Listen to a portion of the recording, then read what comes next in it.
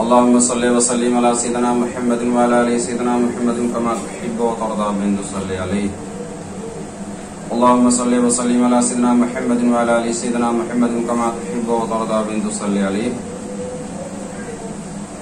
अक्सर आप लोग सुनते रहते होंगे कि रिजालुल गैब यानी जिनको मर्दाने गैब कहा जाता है, उनका सामना नहीं होना चाहिए।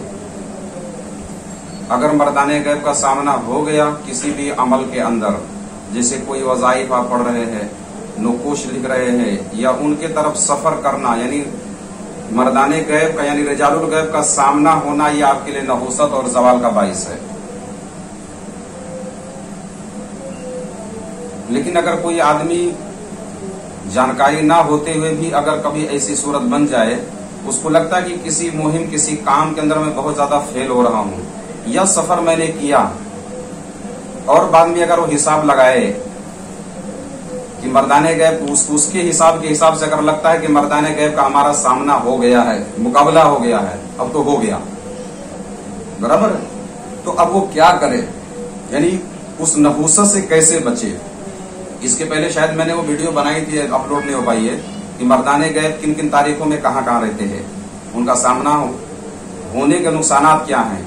खास बात यह है कि अगर किसी भी अमल के अंदर, जैसे कोई आप चिल्ला कर रहे हो या ताबीज़ी आप लिख रहे हो, और अगर मर्दाने गैब का सामना हो, यानी आपके सामने रिजालुल गैब हैं, तो आपको उस अमल की रुजत हो जाएगी और आपकी सारी रूहानियत जो है मर्दाने गैब सॉल्व कर लेंगे।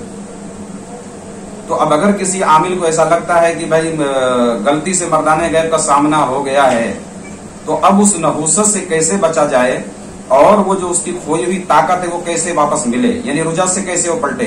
तो उसकी सूरत यह है कि सबसे पहले उसको अंदाजा ये लगाना होगा कि किन किन तारीखों में मर्दाने गैब कहाँ रहते हैं और मुझसे मुकाबला उनका यानी सामना किन तारीखों में हुआ है।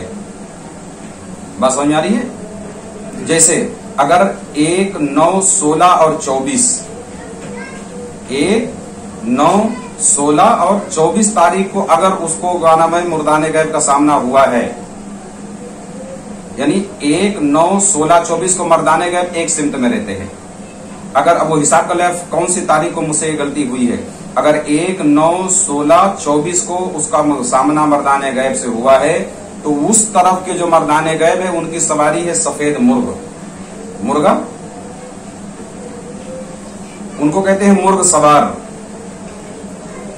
तो अब करना उसको ये होगा कि अगर 1, 9, 16, 24 को अगर उसका मुकाबला मर्दाने गैब से हुआ है, तो अब उसको करना है 9 अक़साम के अनाज, यानी 9 किस्म के अनाज 100 ग्राम, 100 ग्राम 9 किस्म के अनाज जो है 100 ग्राम ले और सफेद मुर्ग को खिला दे। वो क्या करे,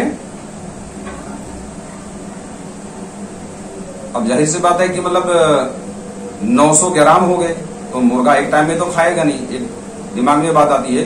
तो थोड़ा थोड़ा करके उसको लेकिन खिलाना वो शुरू करे, तकरीबन महीने भी लग जाएंगे, लेकिन वो 9 किस्म के अनाज जो हैं वो ले 100 ग्राम हो गए, टोटल 900 ग्राम, और सफेद मुर्ग को वो खिला ले।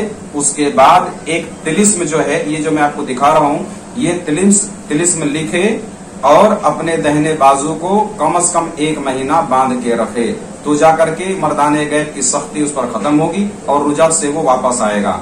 वो तिलिस्म ये है, ये देखिए, ये बगैर नुक्ते का फा और ये लास्ट में वाव, उसके बाद 1, 1, 9, 9, 1, 1, उसके बाद 5, 5, 5, 5, 5, यानी 5 मरतबा 5, ये तिलिस्म है।